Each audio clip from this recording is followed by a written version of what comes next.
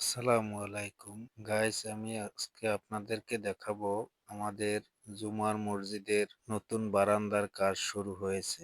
এই মসজিদের বারান্দার কাজ কারো একার টাকায় নয়, আমাদের 10 জনের টাকায় এই বারান্দার কাজ শুরু হয়েছে। আল্লাহর ঘর, এখানে আমরা সবাই শরীক থাকতে চাই। আপনারা যদি কেউ এই আল্লাহর ঘরের কাজে শরীক থাকতে চান, এই ভিডিওর স্ক্রিনে আমি একটা নাম্বার দিয়ে দেব, নগদ বিকাশ দুইটাই ওই নাম্বারে আছে।